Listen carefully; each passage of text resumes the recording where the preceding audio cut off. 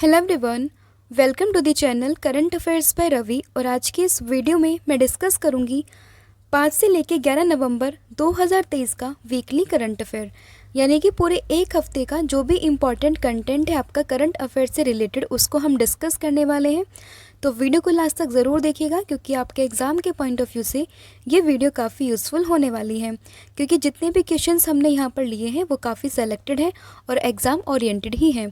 Last में मैं आपसे 2 क्वेश्चंस पूछूंगी जिनके आंसर आप मुझे कमेंट सेक्शन में दोगे, और साथ ही में वीडियो आपको कैसा लगता है ये भी आप मुझे कमेंट सेक्शन में बता सकते हैं।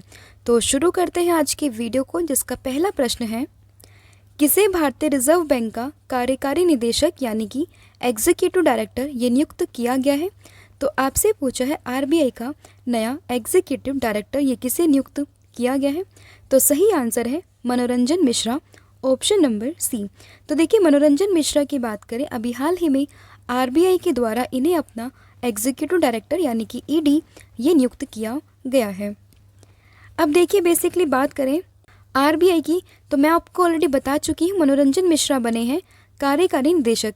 इसकी स्थापना कब हुई थी? तो 1 अप्रैल 1935 को आरबीआई की स्थापना हुई थी, लेकिन अधिनियम आपको ध्यान रखना है, यह है आरबीआई अधिनियम 1934। मुख्यालय इसका मुंबई में है और वर्तमान में जो गवर्नर है इनका नाम है शक्तिकांत दास। फिर हाल ही में भारत का नया महासर्वेक्षक ये किसे नियुक्त किया गया है? तो देखिए, अभी हाल ही में भारत का जो है नया सर्वेयर जनरल ये नियुक्त किया गया है। तो इनका नाम क्या है? तो इनका नाम है Hitesh Kumar S Makwana, option number C. ये देख सकते हैं आप, हितेश कुमार एस मकवाना जो बने हैं भारत के नए महासर्वेक्षक। बेसिकली ये एक आईएएस अधिकारी है, यानी कि भारतीय प्रशासनिक सेवा के वरिष्ठ अधिकारी हैं। नाम है इनका हितेश कुमार एस मकवाना।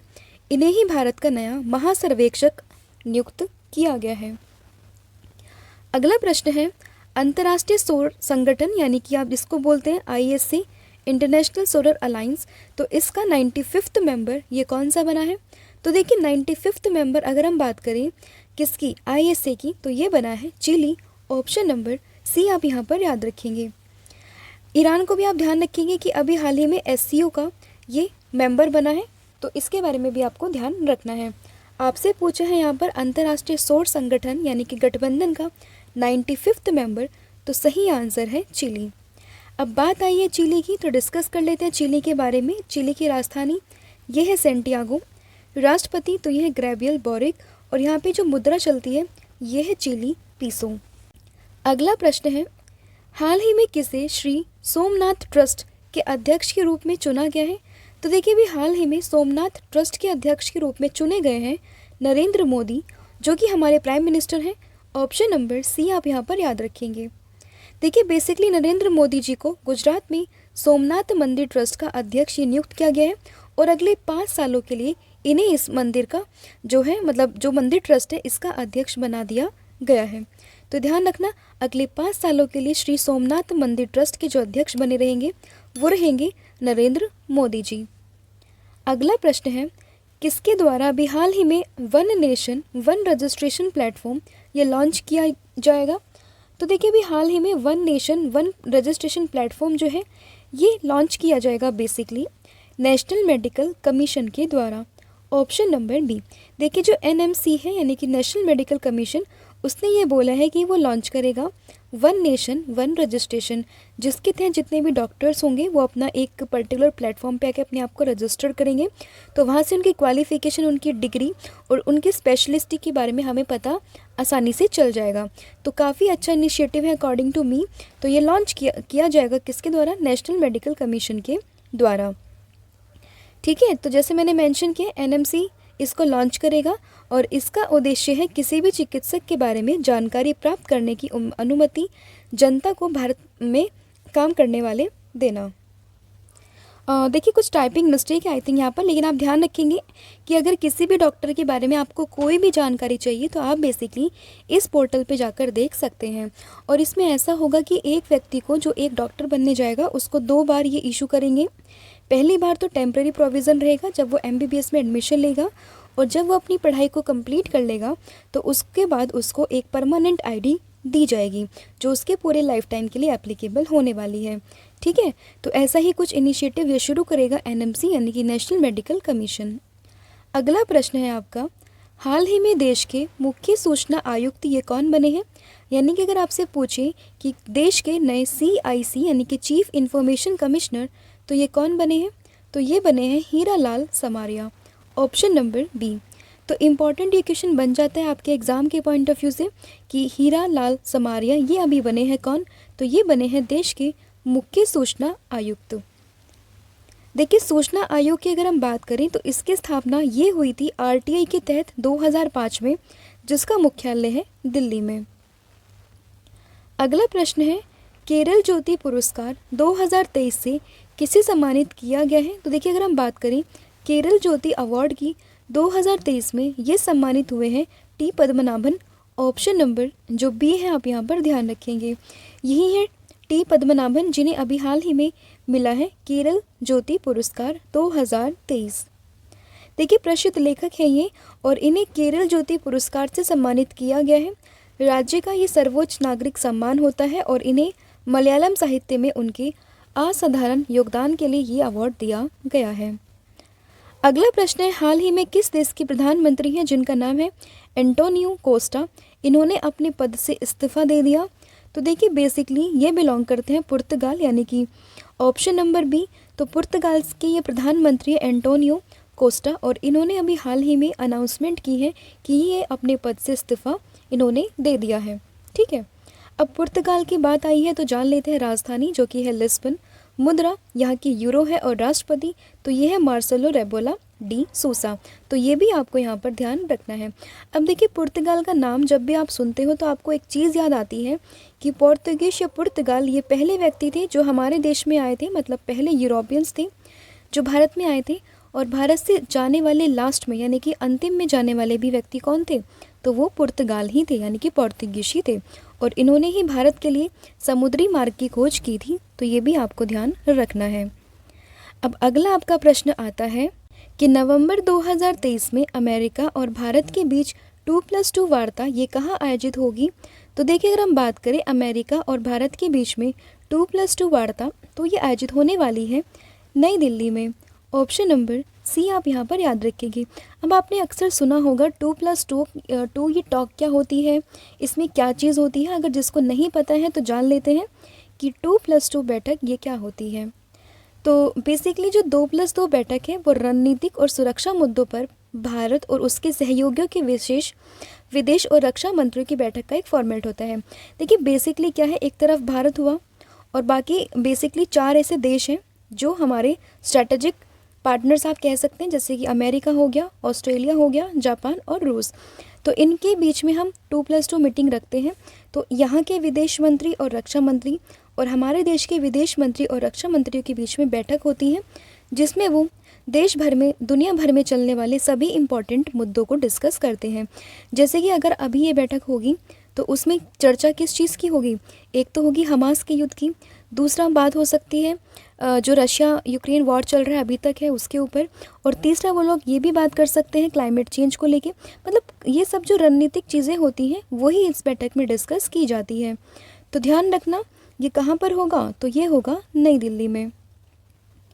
अगला प्रश्न है, भारतीय नौसेना सेलिंग चैंपियनशिप का आयोजन ये कहाँ किया जाएगा? तो ध्यान रखना इसका आयोजन ये किया जाएगा मुंबई में, ऑप्शन नंबर ए।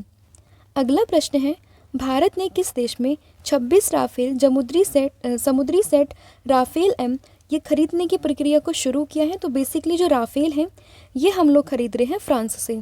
तो ध्यान रखना ऑप्शन नंबर ए आपको यहाँ पर ध्यान रखना है। बेसिकली देखिए, भारत ने फ्रांस से 26 जो है वो राफेल समुद्री जेट खरीदने का फैसला किया है और ये कौन सी कंपनी से ख़रीदा है? तो ये ख़रीदा है दसॉल्ट एविएशन कंपनी। तो आजकल एग्ज़ाम में कुछ भी पूछ लेते हैं तो ध्यान रखना आपको कंपनीज़ वगैरह जो है ये भी पता होनी चाहिए। हालांकि सभी चीज़ें मैं इनकॉर्पोरेट कर देती हूँ आपके वीडियोस में। तो ध्यान रखना ये जो 26 राफेल हमने ख़रीदे हैं वो ख़रीदे हैं दसॉल्ट एविएशन कंपनी से।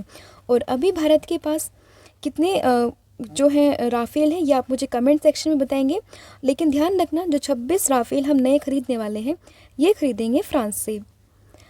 अगला फिर आपका प्रश्न आता है, पारूमला पेरुनल उत्सव ये किस राज्य में मनाया जाता है?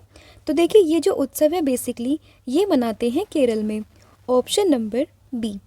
केरल की बात कर लेते हैं जिसकी राजधानी है त्रिवंतपुरम। सीएम तो ये है पी विजयन और राज्यपाल तो ये है आरिफ मोहम्मद खान। फिर है भूटान ने किस पड़ोसी देश के साथ राजनयिक संबंध स्थापित करने और सीमा विवाद को सुलझाने की प्रक्रिया को शुरू किया है? तो देखिए बेसिकली जो हमारी नेबरिंग कंट्री है भूटान ने क्या किया है कि अपने पड़ोसी देश जिसका नाम है चाइना उसके साथ जो है जो भी सीमा विवाद है उसको सुलझाने की प्रक्रिया को शुरू किया है। तो ध्यान रखना ऑप्शन नंबर जो सी है आपका यहाँ पर सही होने वाला है। अब ये बात की है भूटान ने, तो जान लेते हैं भूटान के बारे में। तो इसकी राजधानी तो ये है थिम्पू, मुद्रा तो ये है नगुलट्रम और राजा तो ये है जिंगमे खेपर नामग्याल वांगचुंग। लेकिन ये किसके साथ कर रहे हैं? तो ये कर रहे हैं चाइना के साथ। चाइना जिसकी कैपिटल क्या है?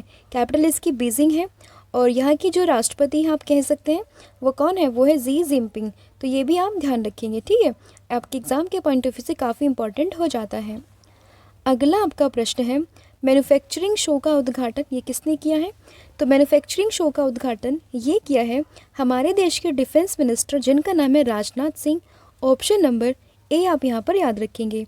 देखिए बेसिकली अभी हाल ही में जो है रक्षा मंत्री जिनका नाम है राजनाथ सिंह, इन्होंने कर्नाटक के बेंगलुरु में इंडिया मैन्युफैक्चरिंग शो का उद्घाटन किया है और इसकी थीम थी make in India make for the world. तो ये ध्यान रखेंगे। अगला प्रश्न है चुनाव आयोग ने चुनावी साक्षरता को बढ़ावा देने के लिए किसके साथ समझौता किया है? तो देखिए बेसिकली अभी हाल ही में चुनाव आयोग ने यानी कि इलेक्शन कमीशन ने शिक्षा मंत्रालय के साथ मिलकर चुनावी साक्षरता को बढ़ावा देने के लिए पहल की है। अब इसमें क्या होगा? तो देखिए सबसे पहले जाने इसका ऑप्शन नंबर बी सही होगा। इसका बेसिकली जो उद्देश्य है वो क्या है? तो इसका उद्देश्य है सभी स्कूलों में कक्षा 6 से 12वीं तक के पाठ्यक्रम में मतदाता शिक्षा और चुनावी साक्षरता को शामिल करना। अभी वर्तमान में शिक्षा मंत्री कौन है? तो इनका नाम है धर्मेंद्र प्रधान। ये भी आप ध्यान रखेंगे। अगला प्रश्न है किसके द्वारा लिखित पुस्तक जिसका नाम है सिंधिया और 1857 का विमोचन किया है? तो ये किया है राकेश पाठक ने। ऑप्शन नंबर सी आप यहाँ पर ध्यान रखेंगे। फिर राष्ट्रीय आयुर्वेद दिवस 2030 की थीम क्या है? तो इसकी थीम है Ayurveda for one health. Option number B. अगला प्रश्न है हाल ही में किस राज्य के हाईकोर्ट ने महादेव वन्यजीव अभयारण्य में टाइगर रिजर्व के गठन का आदेश दिया है? तो ये अभी हाल ही में दिया है गोवा में। ऑप्शन नंबर डी आप यहाँ पर याद रखेंगे। अगला प्रश्न है किस शहर में रन फॉर यूनिटी कार्यक्रम ये आयोजित किया गया है? तो देखिए रन फॉर यूनिटी ये कार्यक्रम ये आयोजित हुआ है लखनऊ में। ऑप्शन नंबर बी आप यहाँ पर याद रखेंगे। फिर हाल ही में विश्व सुनामी जागरूकता दिवस ये कब मनाया गया है? तो अगर हम बात करें विश्व सुनामी जागरूकता दिवस तो ये मनाया गया है 5 नवंबर को। ऑप्शन नंबर ए आप यहाँ पर याद रखेंगे, ठीक है। इसका उद्देश्य क्या होता है? तो बेसिकली ये मनाते हैं भविष्य में आने वाली आपदाओं को लेकर हम तैयारी कर सकें ताकि ज़्यादा से ज़्यादा जो जिंदगियां हैं उनको बचाया जा सके। अगला आपका प्रश्न है हाल ही में किस राज्य के द्वारा बेघरों के लिए अबुआ आवास योजना के तहत 8 लाख जो है वो घर बनाए जाएंगे? तो देखिए बेसिकली ये योजना है अबुआ आवास योजना कहाँ की है? तो ये है झारखंड की। ऑप्शन नंबर सी ध्यान रखेंगे और इसके तहत जो है वो 8 लाख घर बनाए जाएंगे। तो ये भी ध्यान रखना। अब झारखंड की बात आई है तो जान लेते हैं राजधानी जो है रांची, मुख्यमंत्री है हेमंत सोरेन और राज्यपाल तो ये है सीपी राधा कृष्णन। फिर हाल ही में 2023 का बैलन डी और पुरस्कार ये किसने जीता है? तो देखिए बैलन डी और पुरस्कार की बात करें तो मिला है 2 लोगों को। फीमेल कैटेगरी की बात करें तो ये जीता है एटेना बोनमती ने और मेल कैटेगरी में जीता है लियोनल मेसी ने। इन्होंने रिकॉर्ड 8वीं बार ये मेडल जीता है। ध्यान रखना और कहाँ से बिलोंग करते हैं? तो ये बिलोंग करते हैं अर्जेंटीना से। एग्ज़ाम के पॉइंट ऑफ व्यू से इंपॉर्टेंट है तो ये एक्स्ट्रा फैक्ट भी आपको याद रखना है। तो इसका ऑप्शन नंबर बी सही होगा क्योंकि एटाना बोनमती भी सही है फीमेल कैटेगरी में और लियोनेल मेसी तो ये है मेल कैटेगरी में। Option number D. अगला प्रश्न है आज़ादी के अमृत महोत्सव और मेरी माटी मेरा देश अभियान में कौन सा राज्य पहले स्थान पर रहा है? तो देखिए अभी हाल ही में आज़ादी के अमृत महोत्सव और मेरी माटी मेरा देश अभियान में जो है अनाउंसमेंट की गई है विजेताओं की, तो उसमें जो फर्स्ट पोजीशन पे रहा है तो वो रहा है गुजरात, ऑप्शन नंबर डी। इसके अलावा अगर हम बात करें यूटीज़ की यानी कि केंद्र शासित प्रदेशों की, तो पहले नंबर पर है जम्मू कश्मीर। ठीक है, और अगर हम वही बात करें कि मंत्रालयों में पहला स्थान किसका है, तो ये स्थान है मंत्रालयों में पहला स्थान विदेश मंत्रालय का। तो ये भी आपको ध्यान रखना है। तो ध्यान रखना, ये जो है आज़ादी का अमृत महोत्सव और मेरी माटी मेरा देश अभियान पहले स्थान पर है गुजरात। तो जो मैंने आपके साथ डिस्कस किया वही यहाँ पर मेंशन है कि हाल ही में शीर्ष राज्यों और केंद्र शासित प्रदेश और मंत्रालयों को आज़ादी का अमृत महोत्सव और मेरी माटी मेरा देश कार्यक्रम के लिए सम्मानित किया गया है, जिसमें गुजरात की अगर हम बात करें तो शीर्ष स्थान पर हासिल है, मतलब शीर्ष स्थान पर है। केंद्र शासित में जो है जम्मू कश्मीर टॉप पर है और मंत्रालयों में विदेश मंत्रालय टॉप पे है। फिर आपका अगला प्रश्न है, हाल ही में अंतर्राष्ट्रीय बायोस्फीयर रिजर्व ये दिवस कब मनाया गया है? तो देखिए, अगर हम बात करें international day for biosphere reserve, तो ये मनाया गया है 3 नवंबर को, ऑप्शन नंबर बी। देखिए, आपके एग्ज़ाम के पॉइंट ऑफ व्यू से इम्पॉर्टेंट क्यों होता है, क्योंकि लास्ट ईयर ये मनाया गया था पहली बार 2022 में और 2023 में ये बना है दूसरी बार। तो रिसेंटली ये डे भी हमने इंक्लूड किया था और ये अभी दूसरी बार मनाया गया, इसलिए आपके एग्ज़ाम के पॉइंट ऑफ व्यू से इम्पॉर्टेंट हो जाता है। अब देखिए, 3 नवंबर को दुनिया बायोस्फीयर रिजर्व के लिए अंतर्राष्ट्रीय दिवस मनाती है, जो यूनेस्को के द्वारा 2022 में इसके 41वीं जनरल कॉन्फ्रेंस के दौरान स्थापित एक दिवस था। अब कुछ और एक्स्ट्रा फैक्ट अगर हम जानें कि भारत का पहला बायोस्फीयर रिजर्व कौन सा था, तो सही आंसर है नीलगिरी। और सबसे बड़ा बायोस्फीयर रिजर्व तो ये है कच्छ की खाड़ी और सबसे छोटा तो ये है डिब्रू सैखोवा। तो ये इन्फॉर्मेशन आपको ध्यान रखनी है। फिर एक किसे change maker of the year award 2023 से सम्मानित किया गया है। तो देखिए, अगर हम बात करें change maker of the year award, तो ये सम्मानित हुआ है आरबीआई यानी कि reserve bank of India. Option number जो ए है आप यहाँ पर याद रखेंगे। देखिए, बेसिकली अभी ये जो पुरस्कार है आरबीआई को मिला है change maker of the year का। अब आरबीआई ये पुरस्कार इन्हें मिला क्यों है, तो देखिए कोरोना काल में जो इन्होंने अपना उत्कृष्ट कार्य प्रदान किया है उसकी वजह से इन्हें ये अवार्ड दिया गया है। अगला प्रश्न है आपका, वर्ल्ड फूड इंडिया 2023 में मेगा फूड इवेंट का दूसरा संस्करण ये कहाँ आयोजित हुआ है? तो देखिए, अगर हम बात करें वर्ल्ड फूड इंडिया की, तो इसका जो दूसरा संस्करण है इसका आयोजन ये हुआ है नई दिल्ली में। ऑप्शन नंबर सी आप यहाँ पर याद रखेंगे।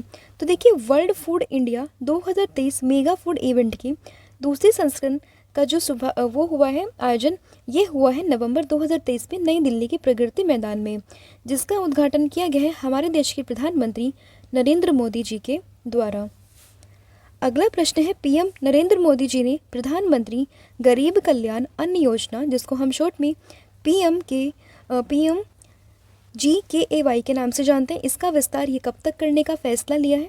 तो सही आंसर है इसका 2028, ऑप्शन नंबर ए। देखिए, बेसिकली 2023 के एंड में ये स्कीम जो है वो ख़त्म होने वाली थी और अभी से फर्दर 5 साल के लिए बढ़ा दिया गया है, तो टोटल अब ये चलेगी 2028 तक। तो ये ध्यान रखिएगा, ठीक है, कि ये योजना दिसंबर 2023 के अंत में समाप्त होने वाली थी, जिसे अब बढ़ाने का फैसला लिया गया है।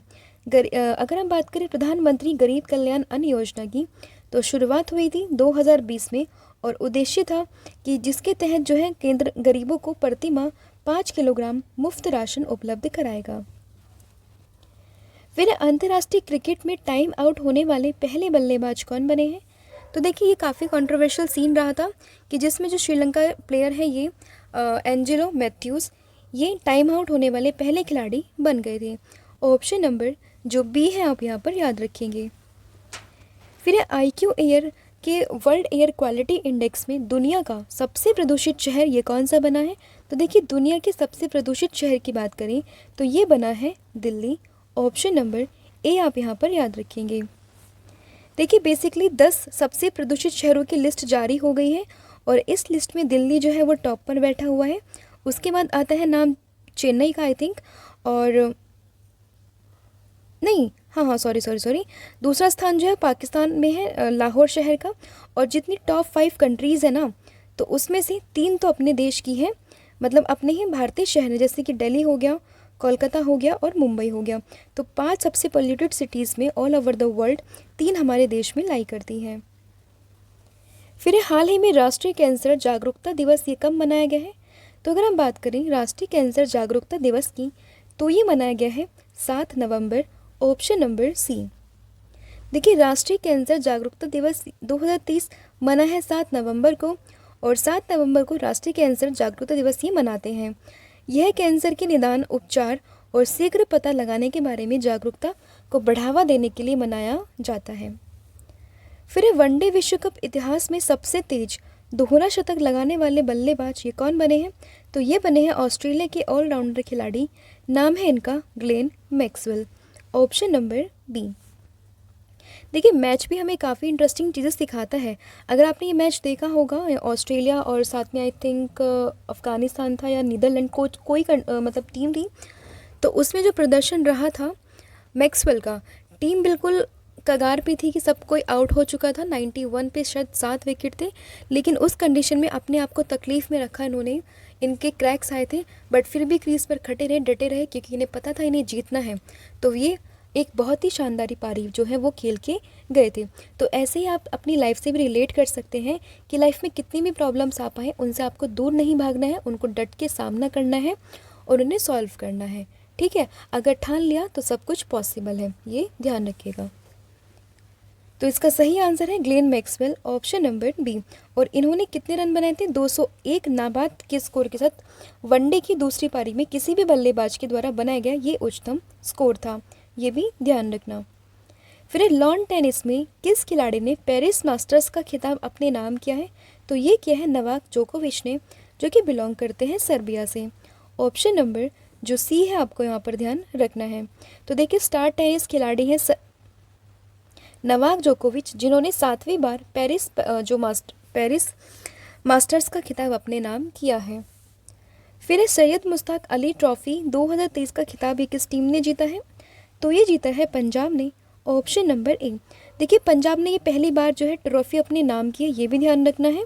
और ये एक घरेलू क्रिकेट टूर्नामेंट होता है। बीसीसीआई की बात करें, स्थापना हुई थी 1928 में, मुख्यालय है मुंबई में और अध्यक्ष है रोजर बिन्नी। ठीक है, तो जैसे मैंने आपको बताया कि पंजाब ने पहली बार जो है वो सैयद मुश्ताक अली ट्रॉफी जीती है, तो इसीलिए आपके एग्ज़ाम के पॉइंट ऑफ व्यू से ये इम्पोर्टेंट हो जाता है। फिर किस राज्य सरकार ने हाल ही में प्रोजेक्ट डॉल्फिन को लागू करने के आदेश दिए हैं? तो ये दिए हैं तमिलनाडु ने, ऑप्शन नंबर जो बी है, आप यहाँ पर ध्यान रखेंगे। तमिलनाडु की बात करें, राजधानी है चेन्नई, मुख्यमंत्री है एम के स्टालिन और राज्यपाल तो ये है आर एन रवि। फिर नाटो ने शीघ्र युद्ध सुरक्षा संधि को औपचारिक रूप से निलंबित किया है। तो यहाँ पे पूछा है नाटो का मुख्यालय, तो नाटो का मुख्यालय ये होगा ब्रसेल्स में, ऑप्शन नंबर ए। देखिए, नाटो जो बेसिकली है 31 सहभागियों में अधिकांश ने 1990 में इस पारंपरिक सशस्त्र बलों पर संधि के हस्ताक्षर किए थे, जो मैंने यहाँ पे डिस्कस किया आपके साथ, शीत युद्ध सुरक्षा संधि। तो ध्यान रखना, नाटो की बात करें तो फुल फॉर्म में नॉर्थ अटलांटिक ट्रीटी ऑर्गेनाइजेशन, स्थापना हुई थी 1949 में और मुख्यालय तो ये है ब्रसेल्स बेल्जियम में। तो ये सब आपको ध्यान रखना है। अगला आपका प्रश्न है, हाल ही में चाणक्य रक्षा संवाद 2023 का आयोजन ये कहाँ किया गया है? तो इसका आयोजन ये हुआ है दिल्ली में, ऑप्शन नंबर ए। देखिए, नई दिल्ली में चाणक्य रक्षा संवाद 2023 का आयोजन जो है वो नवंबर में किया गया है। इस संवाद का उपराष्ट्रपति जगदीप धनखड़ ने संबोधित किया और इस संवाद में basically AI, robotics, quantum, semiconductor, biotech, drone और हाइपरसोनिक्स जैसी नई तकनीकों पर चर्चा जो है वो की जाएगी। अगला प्रश्न है, महिला हॉकी एशियन चैंपियंस ट्रॉफी 2023 का खिताब ये किसने जीता है? तो ये खिताब जीता है भारत ने, ऑप्शन नंबर बी, आप यहाँ पर याद रखेंगे। तो देखिए, बेसिकली भारतीय महिला हॉकी टीम ने जापान को 4-0 से हराकर ये खिताब अपने नाम किया है। महिला हॉकी एशियन चैंपियंस ट्रॉफी 2023 का आयोजन ये कहाँ पर हुआ था? ये हुआ था रांची, झारखंड में। फिर अक्टूबर 2022 से लेकर सितंबर 2023 तक अमेरिका में अवैध रूप से घुसने वाले भारतीय ये कितने हैं? इनको गिरफ्तार किया गया, इनकी संख्या कितनी है? तो इनकी संख्या है 96,917, ऑप्शन नंबर सी। यानी कि इतने लोग जो है वो अरेस्ट हुए हैं, किसकी वजह से? अवैध रूप से घुसने की वजह से। तो ध्यान रखना ऑप्शन नंबर सी इसका सही आंसर होगा। तो देखिए यूएस कस्टम और बॉर्डर प्रोटेक्शन डेटा के अनुसार अक्टूबर 2022 से सितंबर 2023 तक अमेरिका में अवैध रूप से घुसने वाले जो 96,917 लोग हैं उनको गिरफ्तार कर लिया गया है। और ये कहाँ कहाँ से पकड़े गए हैं? तो ये पकड़े गए हैं यूएस कनाडा बॉर्डर से और एक पकड़े गए यूएस मैक्सिको बॉर्डर से। फिर हाल ही में कौन सी राज्य सरकार गाय जनगणना ये शुरू कराएगी? तो ये कराएगी Uttar Pradesh, option number D. Uttar Pradesh की बात कर लेते हैं। राजधानी है लखनऊ, मुख्यमंत्री है योगी आदित्यनाथ, राज्यपाल तो ये आनंदीबेन पटेल है, लोकसभा सीट है 80 और राज्यसभा सीट ये है 31। फिर किस राज्य को ग्लोबल रिस्पॉन्सिबल टूरिज्म अवार्ड ये मिला है 2023 का? तो ये मिला है किसको? तो सही आंसर है इसका ऑप्शन नंबर डी, केरला। ठीक है, यानी कि केरल को ग्लोबल रिस्पॉन्सिबल टूरिज्म अवार्ड से सम्मानित किया गया है। तो देखिए केरल की ग्लोबल रिस्पॉन्सिबल टूरिज्म अवार्ड ये प्राप्त होगा केरल को टिकाऊ और महिला समावेशी पहल को बढ़ावा देने के लिए केरल रिस्पॉन्सिबल टूरिज्म मिशन को ग्लोबल रिस्पॉन्सिबल टूरिज्म अवार्ड ये प्राप्त हुआ है। केरल की बात करें, राजधानी है तिरुवनंतपुरम, मुख्यमंत्री है पिनरई विजयन, राज्यपाल तो ये आरिफ मोहम्मद खान। अगला प्रश्न है भारत और अमेरिका के बीच किस शहर में नया वाणिज्य दूतावास खोलेगा? तो देखिए भारत जो है अमेरिका में अपना नया एक जो दूतावास है वो खोलने जाने वाला है। कहाँ पर खुलेगा? तो वो खुलेगा सिएटल में, ऑप्शन नंबर ए आप यहाँ पर याद रखेंगे। भारत अमेरिका के सिएटल में नया वाणिज्य दूत खोलेगा और प्रकाश गुप्ता जो है वो बेसिकली इस मिशन में महावाणिज्य दूतावास के रूप में वहाँ पर तैनात किए जाएंगे। अमेरिकी वाणिज्य दूतावास वर्तमान में कहाँ है? चेन्नई में है, हैदराबाद में है, कोलकाता में है और साथ में मुंबई में है। फिर किस देश की प्रधानमंत्री जिनका नाम है शेख हसीना ये दुनिया की सबसे लंबे समय तक शासन करने वाली महिला प्रमुख बन गई है? तो ये बनी है कहाँ से? बांग्लादेश से, ऑप्शन नंबर बी। बांग्लादेश की बात कर लेते हैं। राजधानी है ढाका, मुद्रा है टका, राष्ट्रपति तो है शहाबुद्दीन चुप्पू और प्रधानमंत्री तो ये है शेख हसीना। फिर सुल्तान जोहर कप 2023 में भारतीय हॉकी टीम ने कौन सा पदक जीता है? तो ये पदक जो जीता है किसने? भारतीय हॉकी टीम ने ये जीता है कांस्य, ऑप्शन नंबर सी आप यहाँ पर ध्यान रखेंगे। सुल्तान जोहर कप की बात करें तो एक हॉकी टूर्नामेंट होता है जिसका आयोजन ये होता है मलेशिया में। संस्करण है इसका 11वां और इस कप में कुल 8 टीमों ने भाग लिया है। पाकिस्तान जो है वो हारी है किससे? भारत से, और यही पाकिस्तान को हराकर हमने जीता है ब्रॉन्ज मेडल। फिर 7वां गंगा उत्सव का आयोजन ये कहाँ किया गया है? तो 7वां गंगा उत्सव का आयोजन ये किया गया है कहाँ पर? सही आंसर है इसका दिल्ली, ऑप्शन नंबर सी। देखिए गंगा उत्सव के 7वें संस्करण का आयोजन ये नई दिल्ली में राष्ट्रीय स्वच्छ गंगा मिशन के द्वारा किया गया है। उद्देश्य इसका नदियों के महत्व को लोगों को समझाना और बताना और साथ ही में नदियों के संरक्षण के प्रति लोगों को जागरूक करना। दिल्ली की बात कर लेते हैं। मुख्यमंत्री है अरविंद केजरीवाल और उपराज्यपाल तो ये है विनय कुमार सक्सेना। फिर विश्व रेडियोग्राफी दिवस ये कब मनाते हैं? तो ये मनाते हैं हम हर साल 8 नवंबर को, ऑप्शन नंबर सी आप यहाँ पर याद रखेंगे। देखिए 2023 की थीम आपको ध्यान रखनी सबसे पहले जो कि सेलिब्रेटिंग पेशेंट्स सेफ्टी। एक्सरे की खोज करने का सम्मान ये मिलता है किसको? ये कौन है? रोहिंटन, विलियम रोहिंटन के नाम से जिन्होंने एक्सरे की खोज की थी, तो ये भी ध्यान रखना है। फिर हाल ही में संपन्न हुए 37वें राष्ट्रीय खेलों में किस राज्य ने टॉप किया है? तो सही आंसर है इसका महाराष्ट्र, ऑप्शन नंबर बी आप यहाँ पर याद रखेंगे। देखिए 37वें राष्ट्रीय खेल हुए थे 9 नवंबर को गोवा में संपन्न हुए हैं और समापन समारोह में पणजी के श्यामा प्रसाद मुखर्जी इंडोर स्टेडियम में ये आयोजित किया गया था। और इस स्पर्धा में महाराष्ट्र टॉप पर है और 75 स्वर्ण इसने जीते हैं, 220 इन्होंने टोटल पदक जीते हैं। 38वें राष्ट्रीय खेल की बात करें तो ये होंगे अगले साल उत्तराखंड में ये आयोजित किया जाएगा। फिर भारतीय तटरक्षक बल के किस जहाज को सेवा मुक्त कर दिया गया है? तो भी हाल ही में भारतीय तटरक्षक बल के एक जहाज को सेवा मुक्त कर दिया है जिसका नाम है क्या? इसका नाम है संग्राम, ऑप्शन नंबर सी। अब भारतीय तटरक्षक बल की बात कर लेते हैं। स्थापना हुई थी 1977 में, मुख्यालय है दिल्ली में और अध्यक्ष है ये है राकेश पाल। फिर Asia Pacific human development report ये किसके द्वारा जारी होती है? तो ये जारी की जाती है किसके द्वारा? सही आंसर है UNDP, ऑप्शन नंबर जो ए है आपका यहाँ पर सही हो जाएगा। देखिए यूएनडीपी की अगर हम बात करें तो एशिया पैसिफिक डेवलपमेंट रिपोर्ट जारी की गई है। यूएनडीपी की स्थापना वर्ष है 1965 और ये सूचकांक के द्वारा क्या जारी होता है। देखिए यूएनडीपी जो है बेसिकली इसके द्वारा एक सूचकांक जारी होता है जिसका नाम है ह्यूमन डेवलपमेंट इंडेक्स। मुख्यालय इसका न्यूयॉर्क में है। फिर भारत ने हाल ही में कम दूरी की किस बैलिस्टिक मिसाइल का सफल परीक्षण किया है। तो सही आंसर इसका क्या, तो इसका सही आंसर होने वाला है प्रलय, ऑप्शन नंबर सी। देखिए भारत ने हाल ही में उड़ीसा तट के अब्दुल कलाम द्वीप से 77 सतह मार करने वाली कम दूरी की बैलिस्टिक मिसाइल प्रलय का सफलतापूर्वक परीक्षण किया है। प्रलय जो है बेसिकली 300 से 500 किलोमीटर के बीच की दूरी है। यहाँ पर सतह पर मार करने वाली मिसाइल जो है इसकी जो भार क्षमता है वो है 500 से लेकर 1000 किलोग्राम के बीच में। स्थापित की है डीआरडीओ ने। तो जान लेते हैं इसके बारे में। स्थापना हुई थी 1958, मुख्यालय है दिल्ली, अध्यक्ष इसके समीर कामत। फिर हाल ही में 16.1 मिलियन टन कार्गो संभालने वाला भारत का पहला बंदरगाह ये कौन सा बना है। तो ये बना है मुद्रा पोर्ट, ऑप्शन नंबर ए। और कहाँ पर है ये है गुजरात में, तो ज़रूर याद रखिएगा। तो देखिए अदानी पोर्ट्स एक स्पेशल इकोनॉमिक जोन के प्रमुख मुद्रा पोर्ट ने अक्टूबर 2023 में 16.1 मिलियन टन जो है वो अधिक कार्गो संभालने सहित उल्लेखनीय उपलब्धि हासिल की है। तो ये मैंने डिस्कस किया आपके साथ 50 इंपॉर्टेंट क्वेश्चन। होपफुली वीडियो आपको पसंद आया होगा। अब मैं आपसे पूछती हूँ टेस्ट के 2 क्वेश्चन जिसके आंसर आप मुझे कमेंट सेक्शन में दोगे। तो पहला आपका प्रश्न है, हाल ही में भारत का नया महासर्वेक्षक ये किसे नियुक्त किया गया है। और दूसरा आपका प्रश्न है कि किसे श्री सोमनाथ ट्रस्ट के अध्यक्ष के रूप में चुना गया है। तो इनसे संबंधित जो भी आपको एक्स्ट्रा फैक्ट पता है ये आप मुझे कमेंट सेक्शन में बताएंगे। और साथ में पीडीएफ है हमारी करंट अफेयर एंड पॉलिटी की, ये भी आप परचेज कर सकते हैं। एग्जाम के पॉइंट ऑफ व्यू से काफ़ी इंपॉर्टेंट ये सभी पीडीएफ है। तो आज के लिए इतना ही। Thank you so much. Have a good day.